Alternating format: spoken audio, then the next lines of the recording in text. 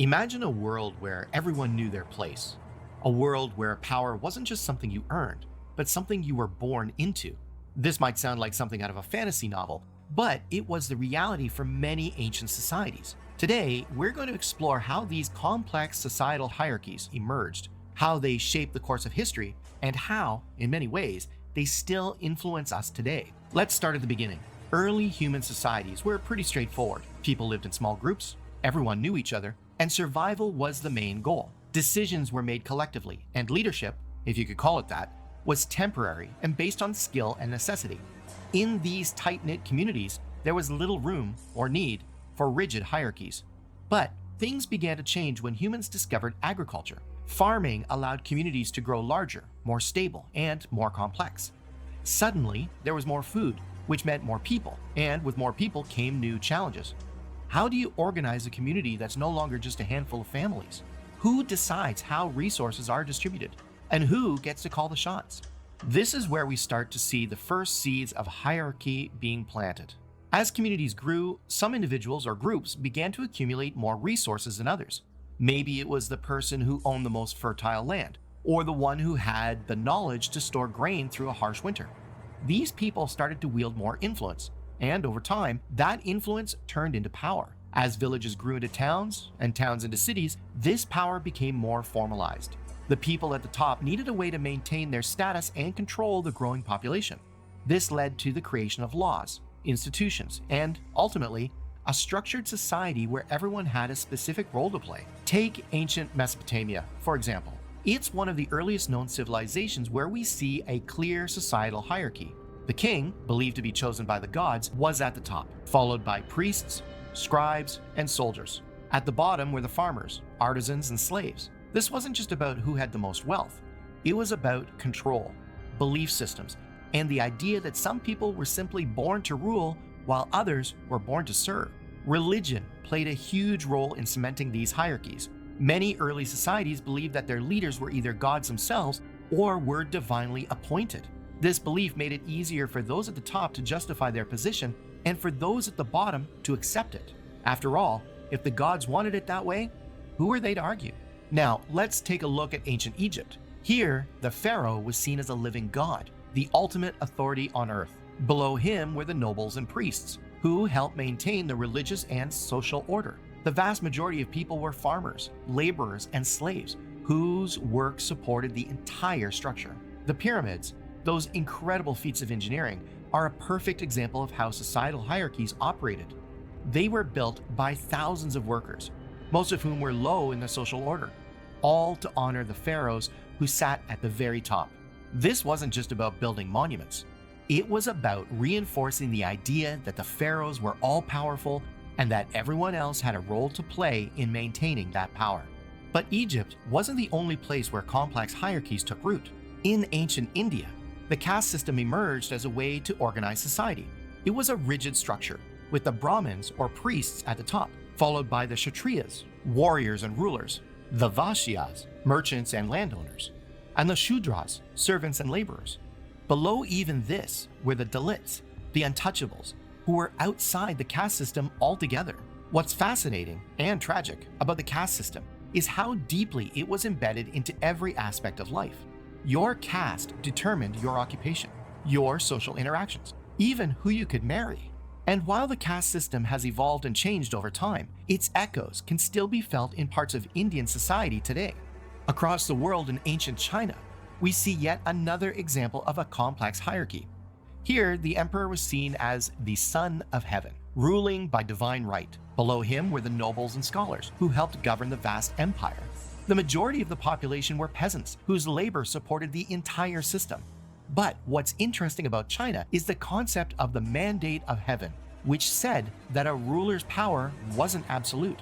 It depended on their ability to govern well. If they failed, they could lose the mandate, and with it, their throne. This idea of conditional power meant that while the hierarchy was rigid, there was also room for change, though usually that change came through rebellion and upheaval. Moving westward, the Roman Empire presents another fascinating case. Roman society was highly stratified, with a clear distinction between the patricians, the wealthy elite, and the plebeians, the common citizens. But unlike in many other ancient societies, there was some mobility in Rome. A plebeian could rise through the ranks, especially through military service, and gain wealth and influence. However, even in Rome, the majority of people were slaves or had little power or wealth. The Roman hierarchy was upheld by a combination of law, military power, and social customs that kept everyone in their place. As societies grew more complex, so too did their intellectual pursuits. Scholars, philosophers, and religious leaders often found themselves in positions of influence, shaping not just the spiritual life of a community, but its social and political order as well. In ancient Greece, for example, philosophers like Plato and Aristotle wrote extensively about the natural order of society, where some people were born to lead and others to follow. Their ideas laid the groundwork for later justifications of hierarchy and inequality, influencing Western thought for millennia. The form of governance in a society also plays a key role in how hierarchies were maintained or challenged. Monarchies, for example, centralize power in the hands of a single ruler, often justifying this concentration of power through divine right or hereditary succession. In contrast, some societies experimented with more collective forms of governance, like the early democratic practices in Athens. However, even in these more egalitarian systems, hierarchies persisted. Citizenship was often restricted to a select few, usually wealthy men, while women, slaves, and foreigners were excluded from political life. Military power was another critical factor in the rise and the maintenance of societal hierarchies.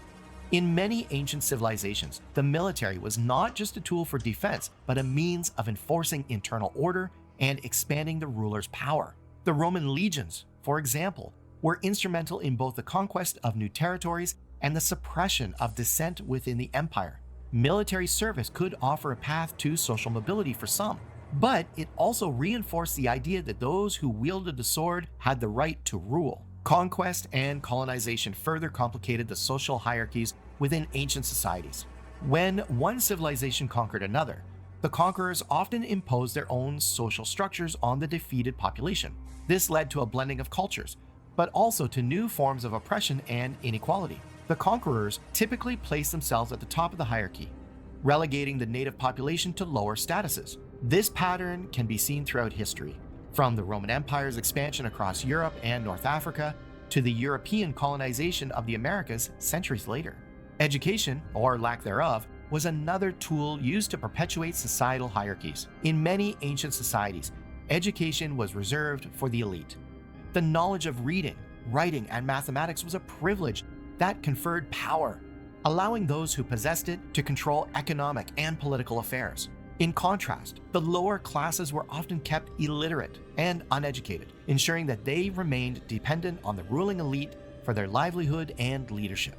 This division between the educated and the uneducated created a powerful barrier to social mobility and reinforced the existing power structure.